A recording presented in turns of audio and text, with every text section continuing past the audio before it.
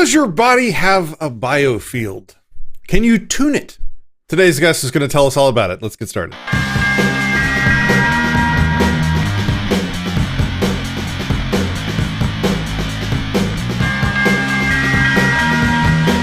From Dallas, Texas, this is Anarchast. Greetings, compression waves. Welcome back to Anarchast, your home for anarchy on the internet. I will be Patrick Smith. Today's guest is an inventor, educator, speaker, practitioner. She has been researching how sound impacts health since 1996, the creator of the sound therapy method, biofield tuning, with thousands of students trained worldwide since 2010. She's taught in the biofield tuning, this is what is taught at the Biofield Tuning Institute, which I believe she started. The author of the best-selling books, Tuning the Human Biofield and Electric Body, Electric Health, and she invented the sonic slider and is CEO of Biosona. Quite a biography. Welcome to the show, Eileen McKusick. How are you? I'm really good. Thanks for having me. Cool. So you are another one of the speakers of the upcoming, fast-approaching Anarchapulco event. Are you going to be there in person? I am. Awesome. Okay. So this is another one of those cool conversations where I know almost nothing about the subject matter that you are an expert in, and I'm looking forward to hearing all about it. But first, before we get there, the first question I have to ask you is how you became an anarchist. Well, I don't know that I would have ever necessarily called myself an anarchist. I was invited to be a speaker at the conference and was honestly kind of surprised to be invited to be a speaker. But my work with sound is really about liberating, basically freeing our minds. And some of the constructs, the viruses and the programs and the parasites that are part of our mind and body in this world, and that predispose us to being ruled over. And I've always had a very strong feeling that I wanted to be as free and as healthy of a human being that I can possibly be. And I've come to see that, there's I guess what you would call sovereignty in that, and not wanting to be ruled over by parasitical institutions and things like that, because they are very much causes of stress and impediments to health and well-being and abundance. Okay, so in the intro, I may have messed up. Was the Biofield Tuning Institute? Did you start that? Is that yours? The Biofield Tuning Institute is a nonprofit research organization, and we partner with other research organizations to do peer-reviewed research on the biofield. Interesting. Okay, well, I guess let's just dive right in then. What is the biofield, and what do you do with it with tuning forks?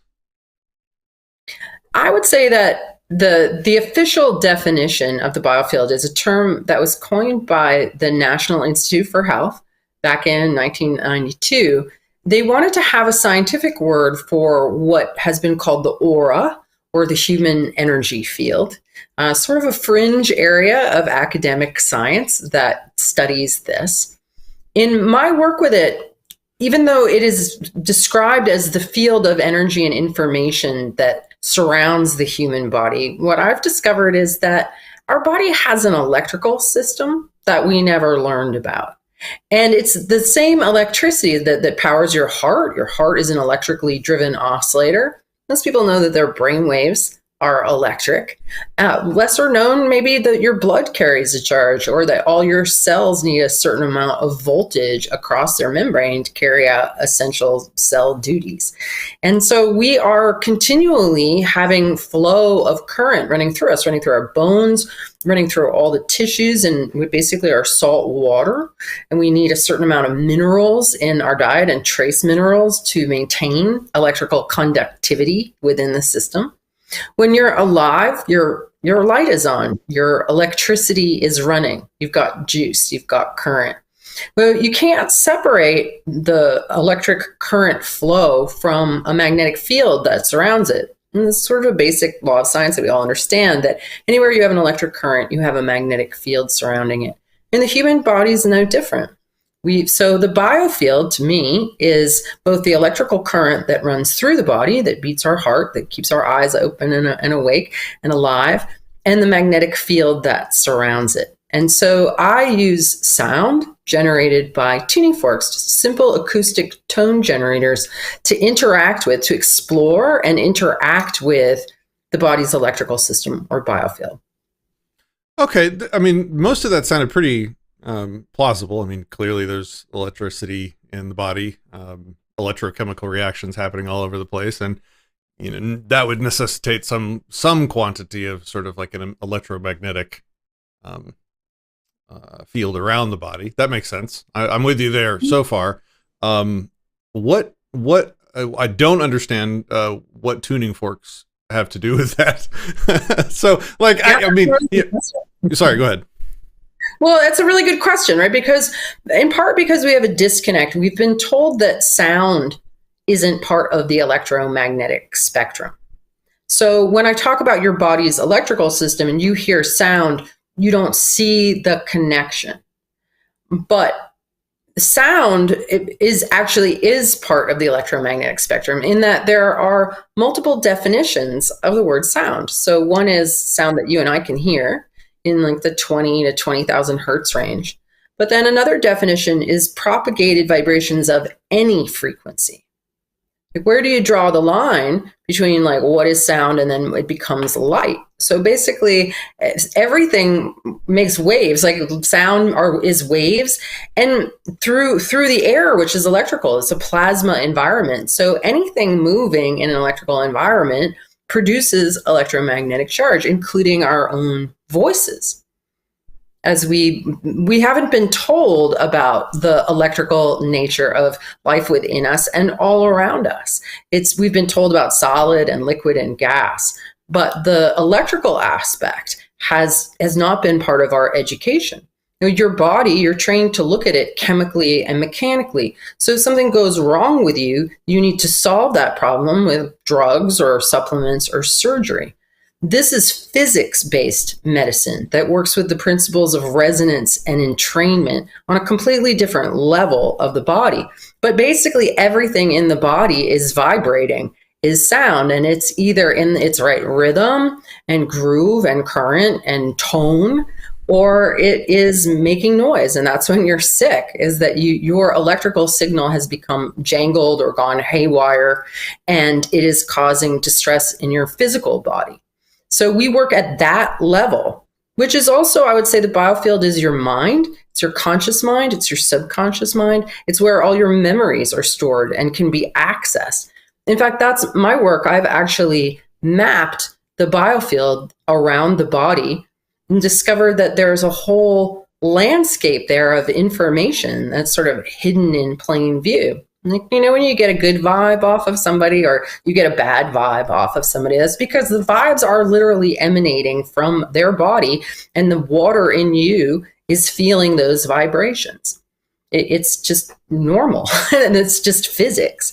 And we've been taught to be disconnected from this aspect of reality. So it seems like it's woo, but when you start to think about it, it's just natural. Okay, so sound is not a compression wave, or it's not only a compression wave. It has some sort of electromagnetic component. Sound is part of the electromagnetic spectrum. A vibrating tuning fork, when held in my hand, acts as a magnet and allows me to manipulate the magnetic field of the body. So the magnetic field of the body isn't smooth and contiguous. It is actually where all our memories are stored. And so when I comb a vibrating tuning fork through a person's biofield, I encounter all kinds of textures, of gradations of density. In fact, there's this really strange phenomenon when you're moving along the vibrating tuning fork and you'll feel like you're magnetically grabbed and you'll get stuck. And even people, the very first time they pick up a fork and go slowly through a field paying attention, will have this experience. And what I discovered was that those sticky places are actually memories. So this idea that our memories are stored in our brain, I've discovered otherwise. I've discovered that they appear to be stored in standing waves in the magnetic field that surrounds our body in a very specific anatomy and physiology that's the same from person to person. It's basically our mind and these different states of mind. And every time we feel a particular emotion, for example, do you have any part of your body that's in pain, any aches or pains or issues in any particular area? No. None. I'm pretty good right now. Yeah. I'm Well, feeling pretty good at the moment. So this evolved over many years of practice one-on-one with clients, basically bouncing sound off their body and listening to the ping back and having basically pattern recognition of observing that the fork made the same kinds of tones in the same places in people. For example, whenever I held the fork in an area where it felt heavy or stuck off the left shoulder, it would always sound sad. And what I started to discover was that these places that were heavy and stuck were actual memories. Remember, we talk about people having emotional baggage or still having charge around a particular thing. Well, they literally have electrical charge that is stuck in that particular trauma response or over indulging of a particular emotion. So the left shoulder, pretty much everybody who ever came in with left shoulder pain would have an accumulation of sad energy tonally, like if you and I were listening to a sad song, right? How do we know it's sad? We just feel it, we hear it, and we know it. And so that was what I found. And then every time I was off the side, the solar plexus zone over here on the right side, it would sound angry. And then I realized that in Chinese medicine, the liver, and this is where the part of the body that the liver is in, holds anger. And that was what I found, was that anytime somebody felt angry or had an experience that made them angry, they would charge up that particular area of their field. Everybody who ever came in with right hip pain, and there was a lot of people out there with right hip pain, I discovered that they had a really busy mind and very often a very busy body. And they were always projecting themselves into the future with some kind of task list. They had an inner taskmaster or an inner critic that judged them if they weren't busy and productive. And what happens is when you energize that particular part of your mind, that's sort of forward motion, that's yang, it pulls the magnetic field over to the side, which then magnetic fields guide and inform electric currents. So it pulls the electric current in the body over towards that. And you end up with a case of like too much voltage running through the wiring and you get pain. And so what I do with a vibrating tuning fork is come in and I find that magnetic blob that's accumulated because your mind is out of balance. And I use the tuning fork like a magnet and shift the energy into the midline of the body, which then causes the electricity to flow back into a balanced state. And the person's pain goes away very often right on the spot. So there's so many questions. I don't even know where to begin. So, if the body has this electromagnetic field, certainly it would be detectable and mappable with instrumentation. Has any of that been done? Sure. There was a device invented in the 50s called the squid magnetometer that was able and still is used to detect the magnetic field of the human body up to 12 feet away. It's been around for decades. So if you approached a person that you had never met, you knew nothing about, you hadn't talked to, and you had your equipment with you, could you, by examining their field, determine if they were in pain or angry or frustrated or, torturing themselves about future productivity? Yes, absolutely. In fact, I don't even need to be with them in person. I do sessions with people over Zoom. And all I do is I say, okay, I'm going to tune into your electrical signal right now and I'm going to listen. And I activate a fork and I listen to their signal and I can tell them everything about themselves. In fact, I just worked with a woman this afternoon and completely blew her mind because I touched on every single emotional struggle. I told her about her childhood. I told her about the personality of her parents. I told her, basically everything about her and helped her to relax all of those patterns that came up. And at the end, she's like, wow, I feel relaxed and free and light. And you just blew my mind in your ability to read my signal like that. it's a language that I've been learning for 27 years. And there's all these subtle nuances to it. But basically, everything that's ever happened to you is in your electrical system. It's kind of like Chinese pulse diagnosis in a way, in acupuncture, when they hold it onto your wrist and they can tell, a really good skilled practitioner can say, oh yeah, you had a urinary tract infection when you were 16, right? And that's the kind of accuracy I get. Doing the same thing. I'm just reading the patterns, the flows, the rhythms that are in the signal and understanding the language of them. And people learn this. I'm not the only one who does it. I have longtime practitioners. I have a team of a dozen teachers who teach this method, and receiving a session from them is like receiving one from me because they've learned this language. On a scale of like 1 to 100, 100 being perfectly confident, how confident are you that this field exists and that you're able to manipulate it and read it like this? On like 1 to 100. 100. You're 100. Like perfectly confident. There's no doubt in your mind. You could not be wrong. Well, I mean, sure, I could be imagining the whole thing. And then I've trained thousands of people to imagine the whole thing. People have learned it from my book. You can do it with plants. You can do it with pets. You see the same responses is consistent across the board. If you test a hypothesis hundreds of thousands of times and you get the same outcome every time, I think that you can be confident in what you're observing. How did you originally come to believe that this was true? Like, well, how did it begin for you? Yeah, I mean, it's a good point because I know, it took me a long time. It took me 15 years of playing around with tuning forks, making observations, because I'm completely self-taught. It's all based on trial and observation. And like I said, pattern recognition, hands-on, many, many, many clinical hours of being quiet inside, listening deeply and paying close attention and trusting my own senses, and certainly seeing the outcomes with my clients, because people come in and they're in pain or they're in emotional distress and then they leave and they're not. And that happens consistently, right? But this whole idea that I'm like moving a tuning fork in the space, I work from 6 feet away in towards the body. It's like, this is so weird. This is really weird. And I made this whole map. I discovered this whole map. And I had a group of clients and students, a group of clients and friends that pretty much bullied me into teaching it to them because I wasn't sure that I could. And I was working on a master's in education. I didn't want to teach before I had my degree. And I wasn't sure that they could learn it.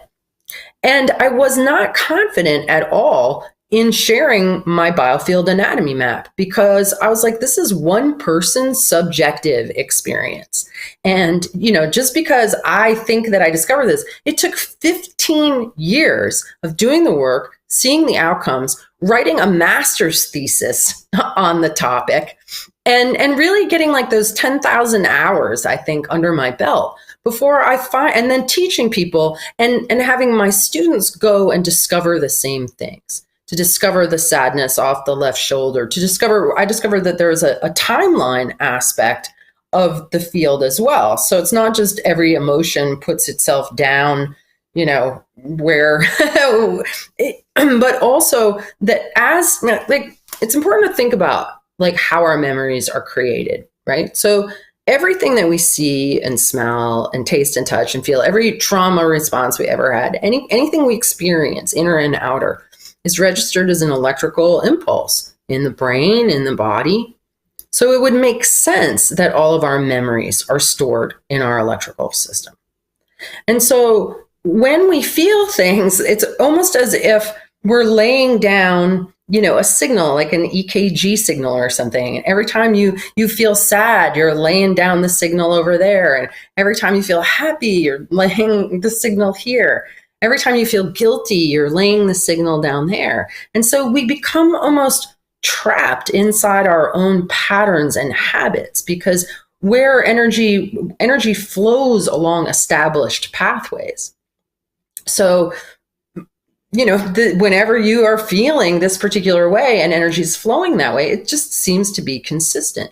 So when my students started having the same experience with the map, I know what I was going to say. The energy moves away from us. So your biofield is shaped like a torus. And even if you have a bar magnet with a north and south pole, it creates this toroidal structure around it. It's basically a sphere with a central channel down the middle.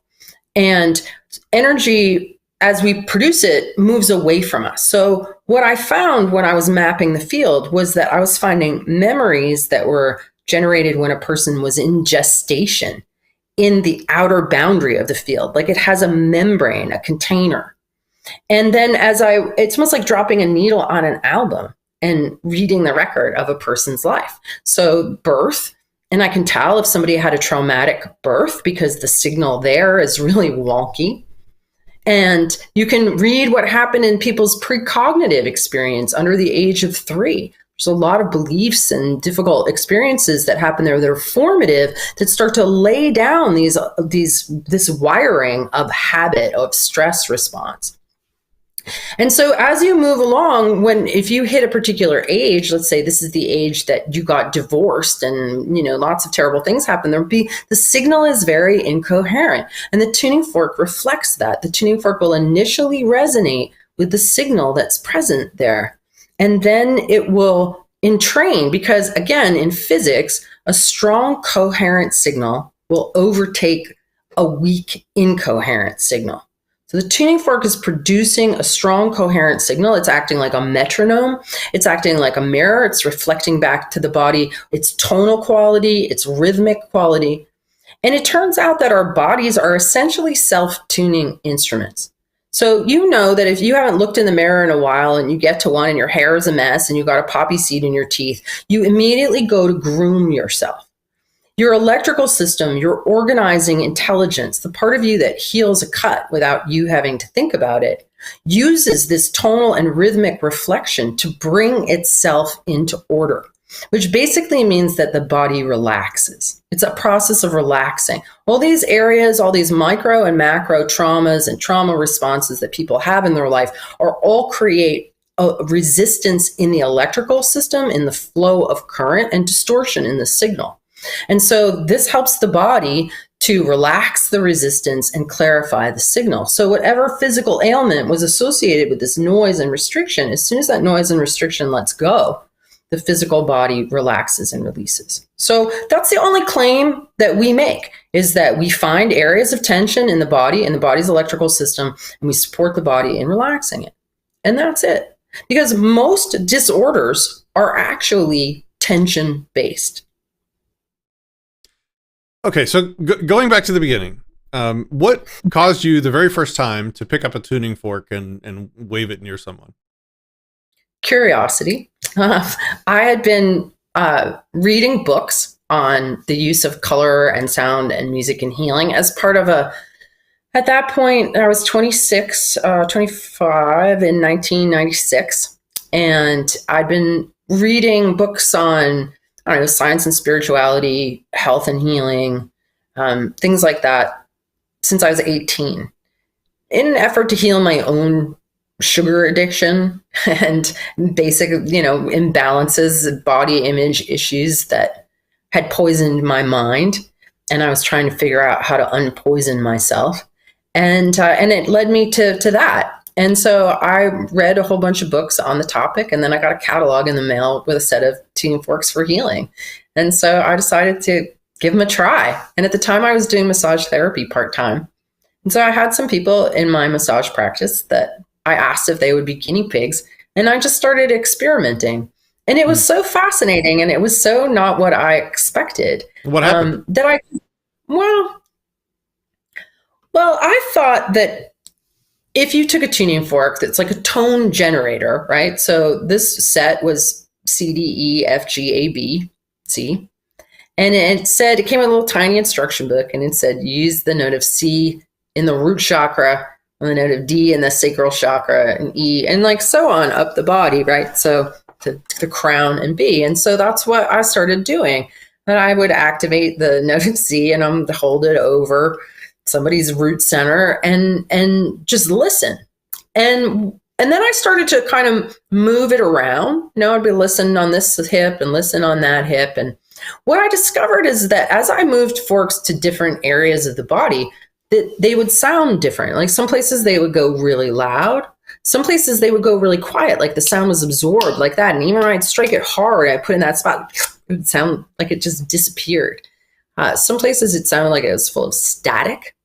And when I started telling people this, they told me that it was room acoustics and the Doppler effect, which of course I understand, but I was like, no, there's something else going on here, because I remember one of the first times that I discovered this, there was somebody there whose shoulder really hurt. And so when I activated the fork and I held it over his shoulder, it went really sharp. And I held it over his other shoulder and it was not sharp. And I went back to the shoulder, it was in pain, it wasn't sharp. And he was like, that sounds like I feel like I have sharp pain in there. And so I kept on activating the fork and holding it over the shoulder. And within just a couple minutes, it sounded like the other shoulder. It sounded different. It didn't sound sharp anymore. And he got off the table and he rotated his shoulder and he said, oh my God, it doesn't hurt at all anymore. We both looked at each other. I mean, I didn't know that was going to happen. He didn't know it was going to happen. It was just like physics happening before our eyes and no expectation. We just made an observation of what occurred and we were both amazed. And so, I just kept doing it as a hobby and basically discovered that there were loud spots. I would find loud spots where there was like resistance and stickiness. And so since I was working with chakras and a chakra is an energy center, I was like, well, loud, that probably means that there's more energy. And if it's going to be energy, is it going to be loud anywhere? It should be loud over the center. So I discovered that I could stick the fork in the loud spot, kind of like a magnet, and moving iron filings. I call it click, drag, and drop. I'd stick it and move it and then drop it. And then it wouldn't be loud over there anymore. And it would be loud in the middle. And people would say things like, wow, I feel really centered, or I feel really relaxed, or, I didn't fight with my spouse, or I got the best night of sleep I've gotten. Hey, they come back from massage and be like, hey, do that sound thing again. And I was like, okay, well, let's see what happens this time. And so I did it as a hobby. I did it as a hobby for 10 years. Because quite frankly, in Connecticut in the 90s, when I told people I was doing sound healing with tuning forks, you can imagine like how people responded to that. There was quite a lot of skepticism, and even from me, I was skeptical, but also curious and fascinated, really, because it wasn't what I expected it to be. It was mysterious and curious. And so that kept me going, even though I didn't want to do it as a vocation, because I didn't like the way people responded to me telling them that I was doing it. And so okay, in so 1990, let me just make sure I understand. So you got into this by messing around with tuning forks on yourself, and then you're a massage therapist, so one day you tried it on. Oh, okay. I did not. I never messed around on myself. Oh, okay. I thought that's how the story began. You ordered some tuning forks because you were having some issues. I was reading. I was like learning, okay. I was reading books and self-educating, and then saw the set in a catalog and bought them, but started using them on others immediately. Okay. So you the first time, you held the tuning fork over the guy's shoulder, and afterwards he stood up and felt better. And so you do that 1,000 more times with 1,000 more people, right? You interact with them, you ring the tuning forks, you hold it over, various parts of their body. And when it's done, they feel some level of relief, either from pain or from stress or tension or anxiety or whatever. How do you know, or how did you come to know? How did you discover the connection? So first of all, what is the connection between the tuning fork and the claim that they felt relief when it was done? And how did you know that was what was causing it and that it wasn't something else? Well, like I said earlier, when you repeat any experiment enough, you get insight into what is happening, right? And I was more skeptical than anybody. Like I said, I doubted it all for 15 years. I was like, this is really freaking weird. And am I really helping people? And is this really making a difference? It took 15 years to get over my own skepticism about it. And then when I finally, like I said, had 10,000 hours under my belt, when I wrote a master's thesis about it, when I understood the science of what was happening, and it correlated with other sciences. And when it finally made sense to me, and when I finally saw other people having the same kinds of successes I was, then I finally had to relent and be like, okay, I believe in this. But it took me a long time because it is so weird, because it's such a different model than anything we've been schooled in. I didn't understand the science. I didn't understand what was happening. I didn't understand what I was working with. I only knew that when I was doing certain things, people were consistently expressing relief in a way that they weren't when I was just doing massage. Is that a good way of coming to believe something? So, going through the I'm just kind of thinking about how we know and how we come to believe things, right? So if I walk into a room and I vibrate a tuning fork over somebody's pain point, and they claim to feel better afterwards, or do feel better afterwards, and then I repeat that 1,000, 10,000 times over the course of 15 years. Is that a good way of believing something? Like, what if there was some other cause entirely? How would I rule out all the other causes that might be making them feel better? Well, you could certainly do a study, which I just did, and that's going back for its second revision to peer review right now, where we had 15 volunteers all receive 3 biofield tuning sessions at a distance during COVID. All 15 of these people came into the study with all of the markers, self-reported and otherwise, of high anxiety. They would have been diagnosed with clinical anxiety. None of them had any prior exposure to this work. They didn't know what they were expecting. And they all received the exact same treatment from a handful of different providers. And at the end, they all reported the same things. And every single visual scale we've got shows all the markers of anxiety going down consistently with every single participant. We also did an analysis, a voice note analysis, looking for negative word use in response to the question, how's it going today? And a couple of times a week, these people would get voice note. They would leave a minute or two voice note talking about how their day was, and went through a whole analysis program at the University of Arizona. And you see a very sharp and consistent decline across all participants of negative word use. So this is 5 different providers taking care of 15 different people, all having the exact same result. Every single person came out of that no longer on the clinical anxiety scale. Cool. So what was the control? It was a feasibility study, so there was no control. But we are currently fully funded for a $250,000 3-year study to do it again with more participants and with a control group. So we're continuing to do science and submitting it to peer review. No, that's awesome. That's very respectable. I appreciate that you're doing the rigor of that. What would the control look like, though? Like, I'm trying to imagine like what the null hypothesis would look like, right? So let's say I laid somebody on a massage table in a quiet room that smelled pleasant, and maybe played some Mozart quietly in the background, and just sort of had them, I don't know, be mindful or meditate for the same amount of time. I wonder how those results would correlate. Something. Well, what would your control look like? Instead of me putting words in your mouth, what would your control be? Yeah. Well, it's a really good question, because we had a meeting on Monday with our team, and we were talking about just that. Like, what is our control group? What's the most optimum control group? And what you just stated was pretty much what we came up with, like a form of music therapy and mindful relaxation for an hour once a week.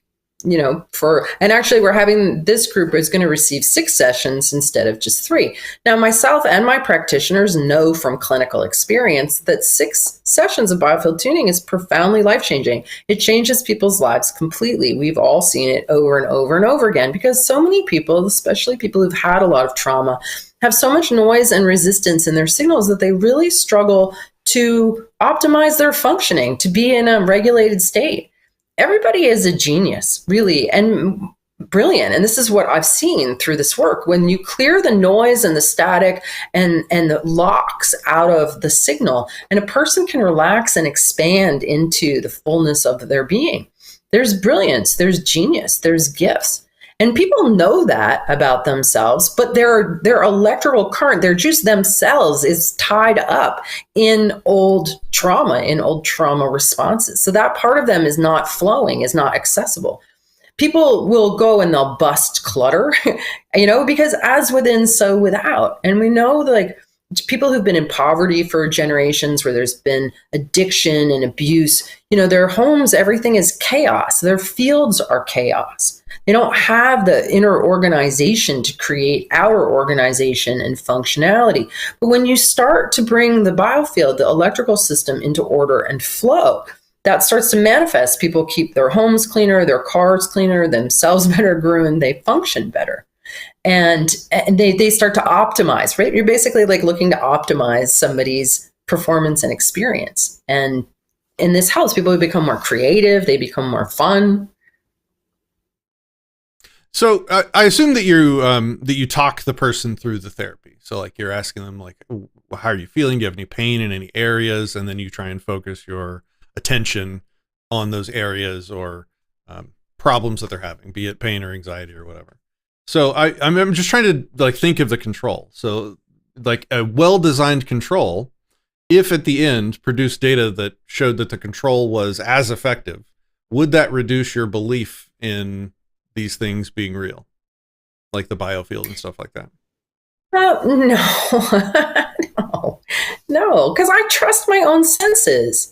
We're so told by authority that we can't trust our own senses. Authority says there is no biofield, and authority tells me that my senses, as an exquisitely amazing machine that is a scientist that's testing hypotheses over and over and over again, that because some authority is going to tell me that I don't have a biofield, that I'm going to question my own perception and my own observation, and tell me that anecdotes are not data.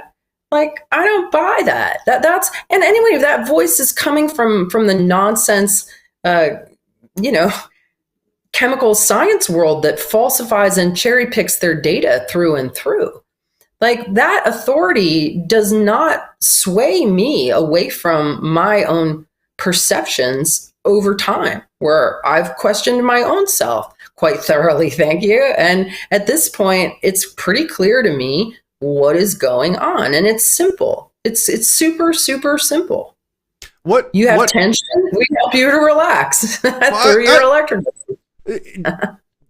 Like understanding the epistemology, how I know and how I believe what I believe is just very interesting and important to me, trying to discover truth and what's true and what's not in the world, right? Yeah. And so I'm always thinking about, okay, I have this belief.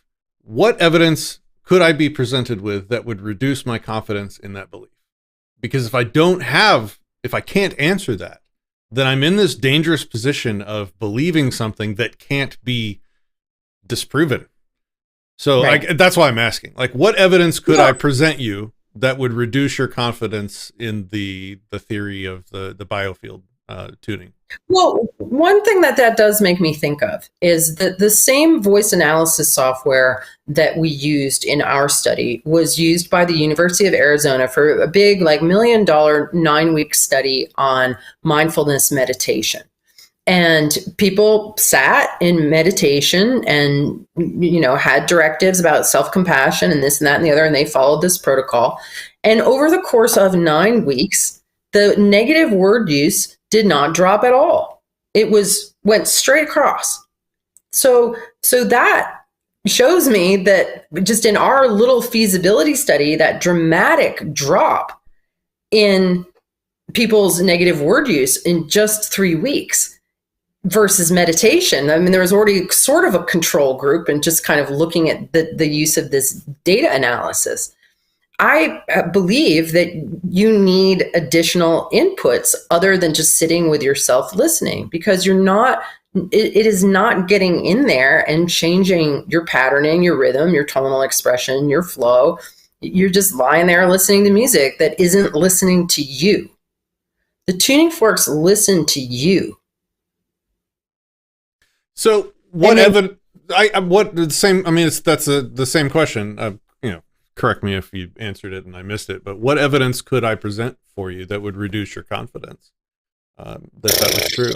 So, like, and I think this is important, right? Like, yeah, no, it's important. Like if I took a person and I put them in a room, quiet room, whatever, and then instead of a tuning fork, I just held my hands over the affected areas, and over time, enough people reported beneficial effects from those sort of meditative, focused attention sessions on their issues and problem, whatever they are. If I presented that to you as evidence, would that reduce your confidence that the tuning forks and the biofields was it? And if not that, then what? No. I mean, I'm not sure that you could. I mean, even putting your hands over somebody is an electromagnetic interaction. Electricity flows from areas of greater concentration to areas of lesser concentration. Hands-on healing is just a transfer of electric energy. It's kind of a similar thing. So what if I use like a plastic talisman that, is not electromagnetically active or something like that? Like, I mean, if somebody really believed in it, then it might work, because really it's all about mind, right? What I'm doing is getting inside people's minds, reading their minds, adjusting their minds, reflecting back to people like, hey, you have a lot of energy in this area where the inner critic lives. And I hear that growl in the fork when that inner critic is like being mean to you and telling you how you're not good enough and this and that. And it's affecting your digestion, right? And they're like, yeah, my lower GI really hurts. And I'm like, that's because you're running energy. This inner critic is running off your right hip and it's sucking life out of you. It's parasitical. It's sucking juice and creativity out of you. And so I'm going to do an adjustment. I'm going to help get the parasite that's feeding off of that electrical imbalance, that etheric parasite that's on you. I'm going to get that off of you. I'm going to balance your energy, and I'm going to teach you how to take control of your own mind so that you stop feeding parasitical constructs. So there's more to it than just like doing an adjustment. Like for me, when I work, right, I don't want you to be my long-term client. I want to teach you how to manage your own mind so that you keep yourself in integrity and alignment. Because that's all that's happening. I can come in and I can work in your guilt and shame zone, and I can work on the fact that you're always giving yourself a hard time, and I can adjust that energy. But if you don't take responsibility for your own bad habits, you're just going to start piling it back up there again. Oh, I got to come over my tuning fork and adjust it. I'm like, stop that. Take care of your own damn self. So that there's a whole lifestyle education about understanding the mind from a different perspective, understanding how important it is because your body is inside your mind to keep your mind in balance, that nobody but you can keep your own mind in balance. And it might take a number of sessions working with me to get you groomed and self-aware enough to the point where you can be like, whoa, I'm overindulging this and I got to reel it back in and straighten myself out because it's a toxic world and I have to stay in integrity. Okay. Well, I'm skeptical that people's self-reporting positive effects after the sessions is a good way of coming to believe that you're modifying a biofield. So I want to answer your question about what we believe. I'm not trying to grill you either. I'm just trying to figure this out and to figure out how we know. Like, there's so many other plausible explanations. It seems like a reach to go for a biofield being manipulated with sound. All right. Well, I'll tell you what, people, there was one point where I was doing so many sessions a week. Okay. Now you have to understand, I lived in the middle of nowhere in Vermont, in an area that was poor, rural, and conservative. Not the kind of people that are going to go seek out a tuning fork healer. Right. But my practice ended up so busy that I ended up hurting myself because I activated tuning fork against a hockey puck. And I was doing this for 40 hours a week, working with people, and I ended up getting a repetitive stress injury in this hand, and I couldn't hold the puck anymore. I couldn't do that. And so people started saying to me, Eileen, why don't you just work with your hands? And I was like, you don't get it. I'm not a healer. I'm a scientist, and I'm doing research on sound, and I'm decoding the whole sonic terrain and language of the body's electrical system. There would be nothing more, I couldn't imagine anything more boring than sitting around putting my hands on people all day. Like, this for me is an intellectual exercise. This is a scientific investigation. This is not a clinical practice. This is research that I'm doing. And so I come to it with the eye of a researcher. I've read lots of studies. I've looked deeply into the mechanics of this to try to formulate a hypothesis that makes sense, that seems to be reflecting what's going on. Right. And it's all pretty simple. It's like, and here's the proof, right? If you want to know, if you're skeptical about this, then when I see you, are you going to be in Acapulco? I will. All right, I'm going to put a tuning fork in your hand, and I'm going to show you and let you have the experience of hearing and feeling vibrational anomalies, feeling sticky spots, feeling me work on you and start pulling up your memories and noticing where you're at. And then, you can the proof's in the pudding. So have the experience and formulate your own hypothesis with me about what's going on. I would love that. I will see you there, and we will have a training session. If I would love to live stream it for the viewers too. I think that'd be a good experience. Yeah, I think so too. I agree. We'll do it. It's a plan. So I will let you. If you conduct this next study, I would love for you to send it to me when it's complete, and I'd be happy to invite you back on to discuss how it went and the results, and pick it apart and challenge you more if you like this. Some people don't like being challenged on. Oh, no, I will argue with I'll go toe to toe in an argument with anybody, anytime. So I don't mind debates. I've been challenged on this for a lot, people, it's challenging. I challenged myself a lot on it. And I appreciate skepticism because I'm a skeptic. I'm skeptical about everything. I'm skeptical about everything that I've been told. And I always have been skeptical. It's part of why I'm a truther, is because I have a bullshit meter that's pretty accurate, and I can tell when I'm being bullshitted. And truth has a ring to it, and you hear that in the tuning forks. You can tell when a tuning fork is ringing true. You can tell when it's in distortion.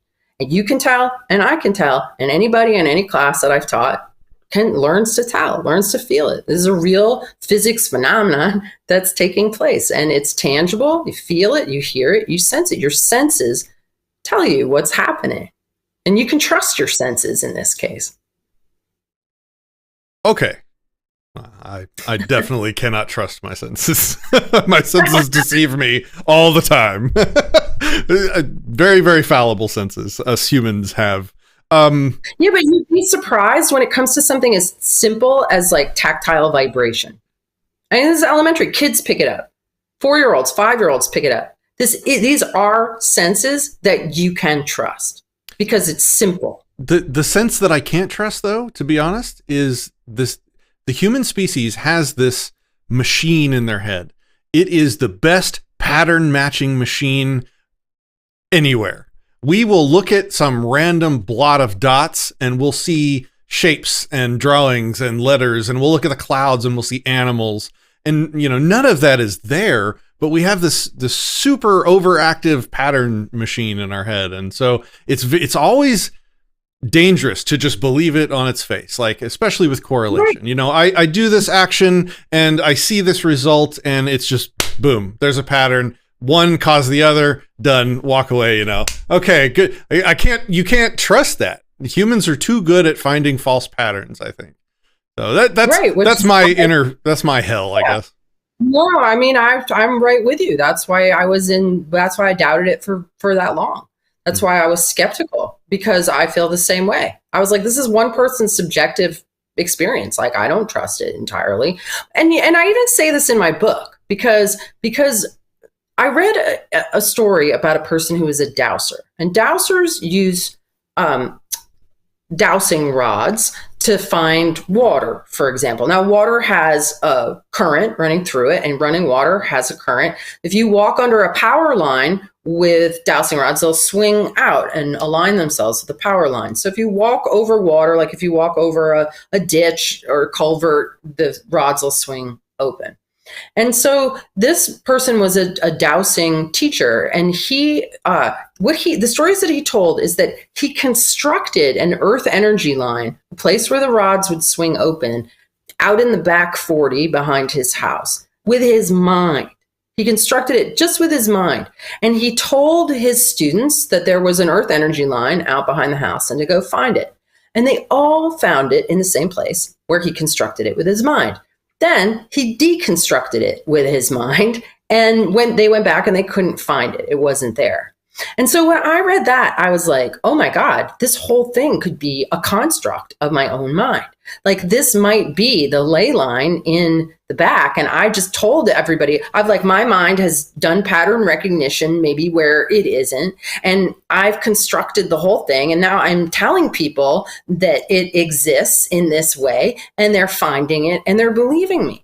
And so this is in my book. I'm not entirely certain that the biofield anatomy, as I've observed it, is an actual objective thing, or if I just imagined this, created it, and now I'm getting you to believe it too. Because that might be so. I said, it might be so, but it's still a model that works. You can go into somebody's field, you can find the timeline, even people who've just finished their training can go and find and identify very specific ages and areas where people had trauma. So using the map leads to the outcomes of relaxation, of reflection, of reading people's minds. But is it exactly as I say it is? No, I really don't know. Now, I've seen so much evidence over 27 years that points in that direction. But is there a part of me that is still skeptical? Yes. Yes. I think that's very healthy. And that's why I started out by asking you kind of where your confidence was, because I find that people that are overconfident are often missing the disprovers, or they're not wanting to find things that might prove them false. And so I don't know. That's why. Sorry, I've been drilling you for an hour. Let's let you tell us about your talk at Anarchapulco. What are you going to be speaking about? The title of the talk is Electric Body, Electric Life. And so I am introducing the idea that the body has an electrical system, the idea of the biofield anatomy map, as I have observed it, the model of how and why this appears to work as it does. And also the reality that's really starting to come out more about our electric environment.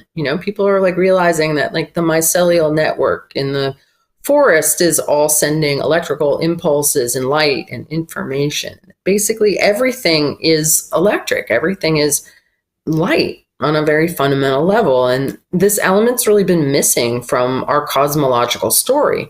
We're taught about solid and liquid and gas, but not about plasma, and not about ether, not about the connecting illuminated elements that are within and without. I believe that part of the biggest problem that we suffer from for humanity is this illusion of separation, and this idea that we're all individuated units that stop at the skin, and that it's this false belief that gives rise to greed and power over and disempowerment, especially with us, because it stops us from being connected, truly connected. Because when we become connected, we become stronger. And so understanding this, how we connect at this electrical level with each other and with nature, is it's illuminating and it's empowering. It's a totally different worldview. Electric health is actually much easier than chemical or mechanical health. There's so many ways you can raise your voltage that don't involve eating more vegetables. And healthy voltage is really the key to immunity and well-being and health. There's a lot of people out there saying now that we don't have an immune system. So if we don't have an immune system, where does our health come from? And I believe it comes from the overall voltage in our signal, that the stronger our battery, the brighter our bulb, the more viable an organism we are, the more we stay in the healthy zone, and we don't attract parasites and funguses and the things that break down nature and break down our health. So I'll tell people about how. Yeah, I'm incredulous. Like you can see pictures of the components of our immune system. You can measure its current strength at any given time with a blood test. Like the level of evidence you would have to bring to bear to disprove such an extraordinary mountain of past evidence for these theories is just huge. Sorry to interrupt. You were telling us about your talk. And that's okay. I appreciate you being challenging. So don't feel bad about that, although I'm sure you don't. I'm not saying that I don't believe there is an immune system.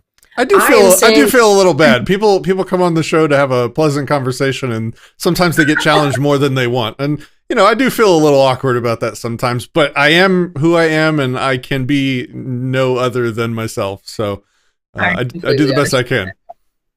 I grew up with 4 older brothers, so I don't have a problem with people giving a hard time.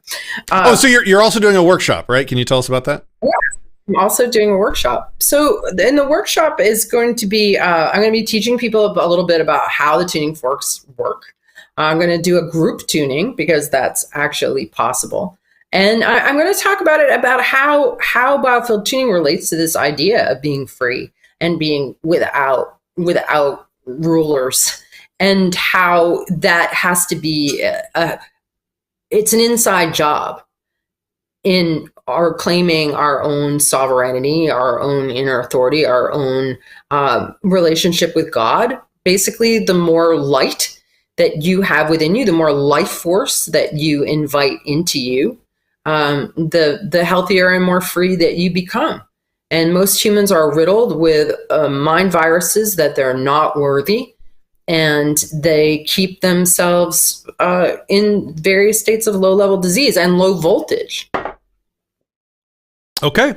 All right. Well, you've got my audience hooked in now. They are demanding a stream at the event where you try and teach me this stuff. So I hope that we make that happen.